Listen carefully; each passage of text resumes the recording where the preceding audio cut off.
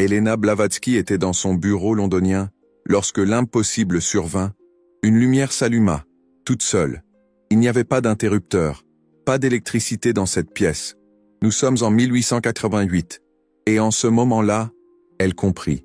Elle avait découvert le premier signe, que quelqu'un était sur le point de se réveiller. Complètement. Vous avez déjà ressenti cela? Ces moments où les choses se produisent simplement, comme si l'univers essayait de vous montrer quelque chose, que vous ne pouvez pas encore voir clairement. Je sais comment vous vous sentez, cette étrange sensation que quelque chose change en vous, mais vous ne pouvez pas expliquer quoi, comme si vous étiez une antenne, captant des fréquences qui n'existaient pas auparavant. Ce que presque personne ne vous dit, c'est que Blavatsky a passé 30 ans à cataloguer ces moments. Elle les appelait les confirmations invisibles, et elle a découvert qu'ils apparaissent toujours dans une séquence spécifique, dans un ordre qui ne varie jamais. Mais il y a un détail qu'elle a noté en marge de ses journaux, un détail qui changerait tout ce que vous pensez de votre propre processus. Permettez-moi de vous raconter une histoire qui va vous faire comprendre. En 1887, Blavatsky reçut une lettre d'une femme désespérée. Cette femme racontait que depuis des semaines, elle avait des rêves extrêmement vifs, des rêves qui semblaient plus réels que la réalité elle-même. Elle se réveillait en sachant des choses qu'elle n'avait jamais étudiées. Elle sentait des présences qu'elle ne pouvait expliquer. Et le pire, elle commençait à se demander si elle perdait la raison. Blavatsky répondit en une seule phrase. « Vous ne devenez pas folle. Vous vous souvenez. » « Vous souvenez? De quoi? C'est là que ça devient intéressant. Blavatsky a découvert que le réveil n'est pas quelque chose qui vous arrive. C'est quelque chose que vous reconnaissez, comme étant en train de se produire, comme si vous étiez une maison, où les lumières s'allument une à une, pièce par pièce, et soudain, vous vous rendez compte, la maison a toujours été la vôtre. Avez-vous remarqué comment certains mots ont commencé à sauter des pages lorsque vous lisez, comme s'ils étaient surlignés juste pour vous, ou comment certaines conversations semblent être dirigées spécifiquement vers vos oreilles? Ce n'est pas une coïncidence. C'est le premier signe. Blavatsky appelait cela la reconnaissance sélective. Le moment où votre conscience cesse de filtrer tout de manière égale et commence à mettre en évidence des informations spécifiques, comme si vous aviez été accordé sur une nouvelle fréquence. Mais voici ce qu'elle a découvert de plus troublant.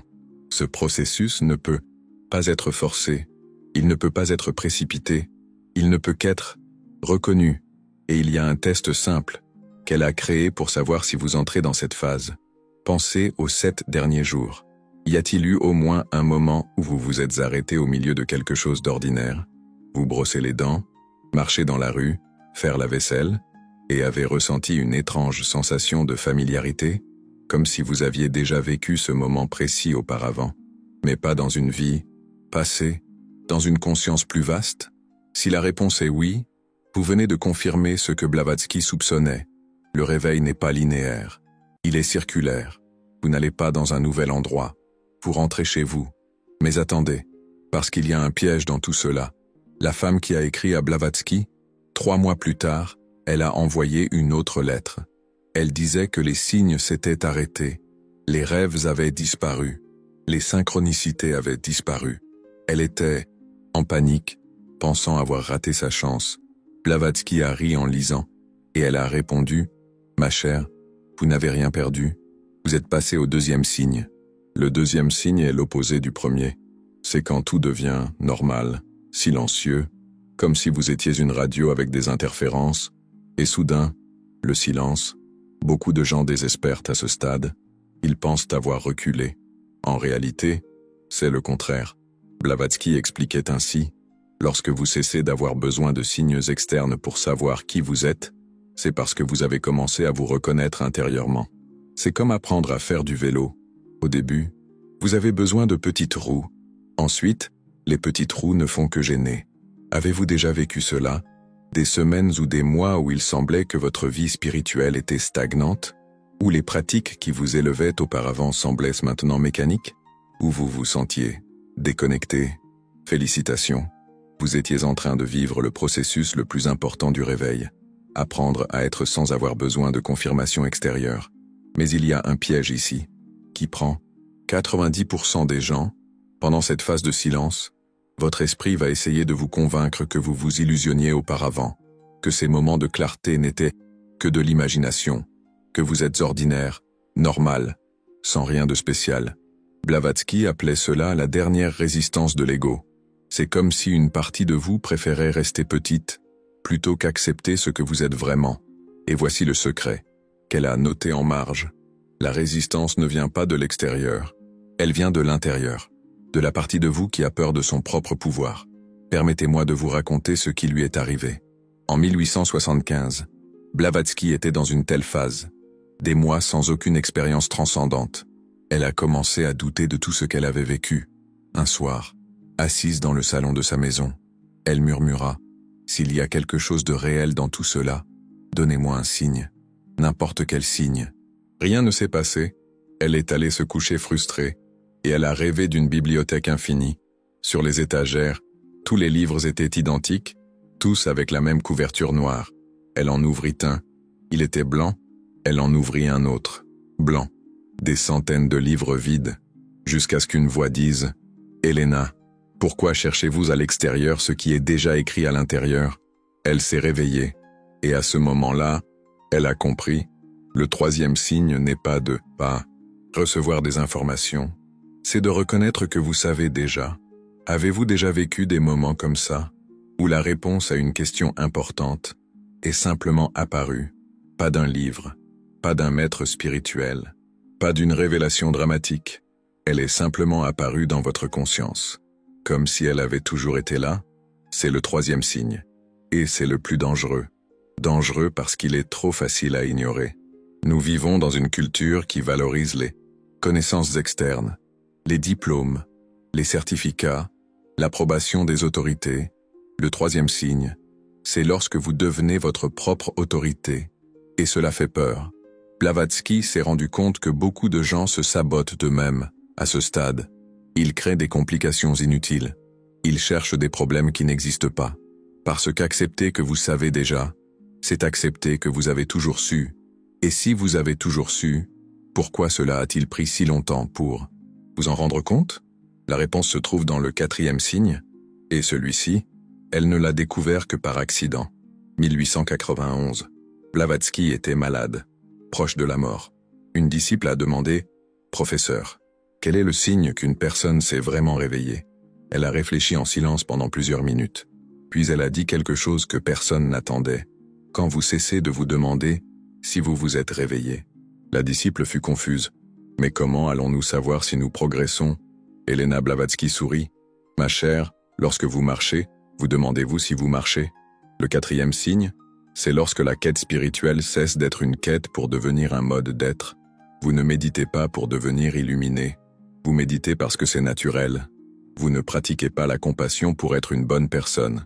Vous êtes compassif parce que vous ne pouvez pas faire autrement. C'est comme respirer. Vous ne pensez pas à respirer. Vous respirez simplement. Mais il y a un test pour savoir si vous êtes arrivé à cette étape. Et c'est un test auquel la plupart des gens échouent parce qu'ils veulent le réussir. Durant les 3 prochains jours, observez comment vous réagissez lorsque quelqu'un remet en question vos croyances spirituelles. Ressentez-vous le besoin de vous défendre, de prouver, de convaincre? Si oui, vous êtes encore au troisième signe. Si vous acceptez simplement la perspective de la personne sans être ébranlé intérieurement, vous avez atteint le quatrième. Mais attention, il existe une imitation du quatrième signe qui trompe beaucoup de gens. C'est lorsque vous devenez apathique spirituellement. Lorsque vous cessez de vous soucier de votre croissance, non pas parce que vous l'avez intégrée, mais parce que vous avez abandonné. La différence est subtile, mais cruciale. Dans le véritable quatrième signe, vous ne cessez pas de grandir. Vous cessez simplement d'être obsédé par la croissance. C'est comme la différence entre être en paix et être endormi. Blavatsky testait cela d'une manière ingénieuse. Elle demandait « Si vous découvriez qu'il vous faudra 1000 vies de plus pour vous éveiller complètement, comment vous sentiriez-vous » Si la personne tombait dans le désespoir, elle était encore aux étapes précédentes. Si elle haussait les épaules et continuait à faire ce qu'elle faisait, elle avait touché quelque chose de réel. Parce que le quatrième signe porte une vérité étrange. Lorsque vous cessez de poursuivre l'éveil, il vous rattrape. Mais il existe un cinquième signe. Et celui-ci, elle l'a caché pendant 20 ans. Elle ne l'a révélé qu'à 3 personnes. et seulement à une condition, qu'il ne soit jamais enseigné directement, seulement reconnu lorsqu'il se produit naturellement. Le 5e signe survient lorsque vous réalisez que vous n'avez jamais vraiment dormi. C'est une réalisation soudaine et paradoxale. Tout le processus d'éveil n'était que un souvenir, comme si vous étiez un acteur qui a passé tellement de temps à jouer un personnage qu'il a oublié qui il était vraiment sous le costume. Blavatsky l'a décrit ainsi. C'est comme découvrir que vous êtes le rêveur, pas le rêve. Avez-vous déjà eu la sensation, ne serait-ce que quelques secondes, que toute votre vie, vos luttes, vos peurs, vos réussites, étaient comme un film que vous regardiez? Pas de manière déconnectée ou dissociée, mais de manière compatissante, comme si vous étiez un parent observant un enfant jouer à être quelqu'un qu'il n'est pas. C'est le 5e signe qui vous touche, et c'est là que les choses deviennent intéressantes, parce que Blavatsky a découvert que les personnes qui atteignent le 5e signe reviennent souvent, volontairement, non pas parce qu'elles en ont besoin, mais parce qu'elles le choisissent. Elles comprennent que le jeu de la vie humaine est en réalité assez fascinant, et que jouer en sachant que c'est un jeu est beaucoup plus amusant que de jouer en pensant que c'est réel. C'est comme la différence entre regarder un film d'horreur en ressentant une peur réelle et le regarder en sachant que c'est de la fiction. Dans le second cas, vous pouvez apprécier l'artisanat, le suspense, le jeu d'acteur. Vous pouvez ressentir des émotions sans vous désespérer. Mais il y a un piège dans le 5e signe que très peu de personnes perçoivent. Lorsque vous réalisez que vous n'avez jamais dormi, une question étrange apparaît. Alors pourquoi ai-je fait semblant? Et la réponse changera tout ce que vous pensez de la spiritualité.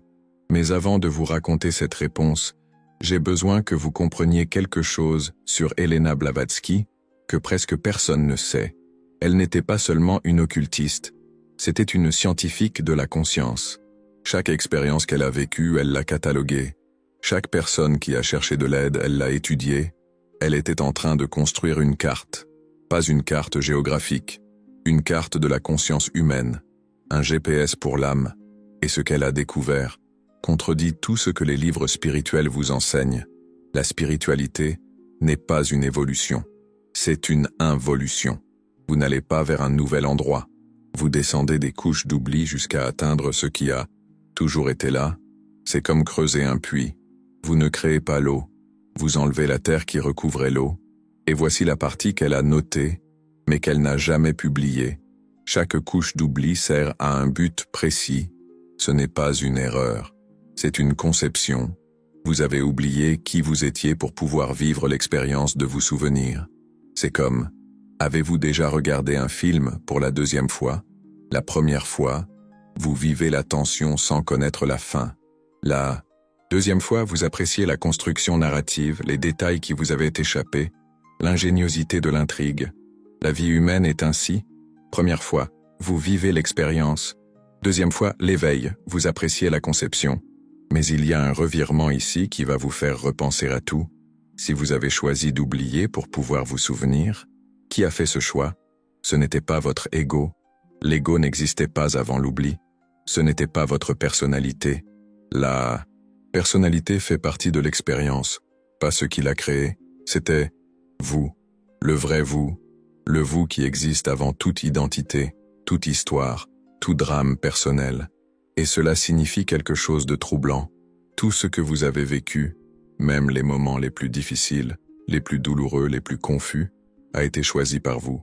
Pas par le petit vous qui souffre, mais par le grand vous qui planifie. Blavatsky est arrivé à cette réalisation en 1889 et a failli devenir fou, parce que si c'est vrai, alors il n'y a pas de victime, il n'y a pas d'injustice cosmique, il n'y a pas de hasard, il n'y a que vous jouant à cache-cache avec vous-même.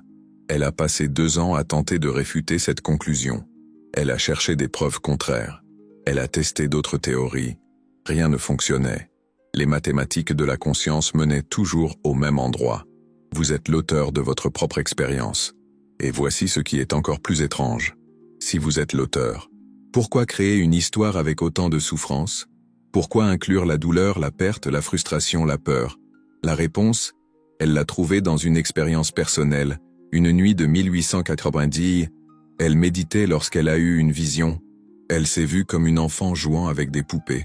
Mais les poupées étaient des versions différentes d'elle-même. Elle faisait souffrir certaines, triompher d'autres, d'autres tomber amoureuses, d'autres se battre, et elle a compris, elle n'était pas cruelle avec les poupées. Elle racontait des histoires. Et toute bonne histoire a besoin de conflits, de tensions, de résolution. La vie humaine n'est pas une punition, c'est une œuvre d'art. Et vous êtes simultanément l'artiste, la toile et la peinture. Mais il y a un sixième signe, et celui-ci a tout changé pour elle. Le sixième signe est arrivé à Blavatsky un matin ordinaire de mars.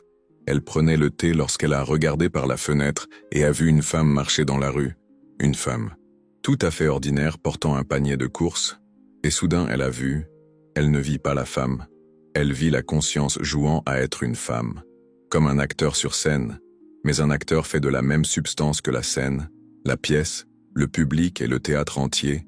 Elle courut vers le miroir, elle regarda son propre reflet, et pour la première fois en des décennies, elle ne reconnut pas Elena Blavatsky. Elle vit seulement la conscience jouant à être Elena Blavatsky. C'est le sixième signe, lorsque vous cessez de vous identifier à votre identité et commencez à vous reconnaître comme la source de toutes les identités possibles. Mais voici ce qui a failli la faire renoncer à enseigner pour toujours. Lorsque vous atteignez ce point, tout le monde autour de vous semble dormir, et vous ressentez une solitude cosmique indescriptible. C'est comme être la seule personne éveillée dans un monde de somnambules. Vous voulez réveiller les autres, mais comment expliquer la veille à ceux qui n'ont jamais été vraiment éveillés? Blavatsky passa des mois dans cette phase. Elle écrivit dans son journal « Comment apprendre à l'eau à être mouillée ? Comment montrer la lumière à la lumière ? Avez-vous déjà ressenti cela ? Des moments où vous regardez autour de vous et sentez que vous vivez dans une réalité complètement différente de celle des autres, non pas par supériorité, mais par perspective, comme si vous étiez la seule personne dans la pièce à avoir remarqué que les murs sont faits de papier. Ce n'est pas de l'arrogance spirituelle, c'est le sixième signe qui vous touche, et c'est là que la plupart des gens commettent une erreur fatale. Ils essaient de revenir en arrière. Ils essaient de faire semblant de ne pas avoir vu ce qu'ils ont vu, car la solitude de voir la vérité peut être plus douloureuse que l'illusion partagée. Mais Blavatsky découvrit quelque chose qui change complètement cette équation. La solitude ne survient que lorsque vous pensez encore en termes de moi et les autres. Lorsque vous comprenez vraiment le sixième signe, vous réalisez qu'il n'y a pas d'autre. Il n'y a que vous, jouant à être multiple. C'est comme un acteur qui interprète tous les personnages d'une pièce. Au début, chaque personnage pense être unique, séparé, mais derrière les masques, c'est toujours le même acteur. Et lorsque vous reconnaissez cela, la solitude se transforme en quelque chose de complètement différent, en communion totale, parce que vous n'êtes pas séparés des autres. Vous êtes les autres, temporairement faisant semblant d'être séparés pour pouvoir avoir des relations, des conversations, des expériences de connexion. Mais il y a un piège dans le sixième signe qui a détruit plusieurs personnes arrivées jusque-là. C'est la tentation de l'isolement spirituel. Si je suis tout, je n'ai besoin de personne. C'est une distorsion dangereuse. Blavatsky l'expliquait ainsi. Un acteur qui interprète tous les personnages n'arrête pas de jouer. Il apprend à jouer mieux, avec plus de compassion, plus d'habileté, plus d'amour pour ses propres personnages. Le sixième signe ne vous retire pas du jeu humain. Il vous apprend à jouer avec maîtrise. Mais il y a un septième signe, et celui-ci, elle le découvrit par hasard, 3 semaines avant de mourir. Mai 1891, Blavatsky était sur son lit, entouré de disciples. Quelqu'un demanda « Professeur, quelle est la différence entre celui qui s'éveille et celui qui ne s'éveille pas ?» Elle resta silencieuse si longtemps qu'ils pensèrent qu'elle s'était endormie. Puis, presque en chuchotant, elle dit « Il n'y a pas de différence. Seules quelques consciences font semblant de s'être éveillées. » La salle fut confuse. « Comment cela font semblant ?» Elle expliqua. « L'éveil, c'est comme découvrir que vous avez toujours été l'océan faisant semblant d'être une vague. Mais certaines vagues continuent à faire semblant d'être des vagues spéciales pour avoir découvert qu'elles sont l'océan. Le septième signe, c'est lorsque vous cessez de faire semblant d'être spécial pour vous être éveillé. C'est lorsque vous réalisez que l'ego spirituel est encore plus subtil que l'ego commun. Parce qu'au moins, l'ego commun ne se cache pas derrière des concepts nobles. Avez-vous déjà rencontré des personnes qui parlent tout le temps de conscience, de présence, d'illumination, mais quelque chose en elles sonne artificiel, comme si elles jouaient le rôle de personnes éveillées? C'est l'ego. Spirituel. Et c'est le dernier piège avant la vraie libération. Le 7e signe, c'est lorsque vous pouvez parler de sujets mondains, rire de blagues stupides, vous inquiéter des factures à payer, sans avoir l'impression de trahir votre nature spirituelle. C'est lorsque vous réalisez qu'il n'y a pas de différence entre le sacré et le profane. Il n'y a que la vie, et toute vie est également sacrée, également triviale, également parfaite. Blavatsky testait cela d'une manière simple. Elle Observez comment les gens réagissaient lorsqu'ils étaient interrompus pendant les pratiques spirituelles. S'ils étaient irrités de voir leur connexion sacrée brisée, ils étaient encore dans l'ego spirituel. S'ils pouvaient passer facilement d'une méditation profonde à une conversation sur le temps, ils avaient touché quelque chose de réel. Mais il y a un 8e signe, et celui-ci, elle ne l'a jamais enseigné à personne. Elle l'a seulement vécu. Faites une pause un instant. Respirez profondément.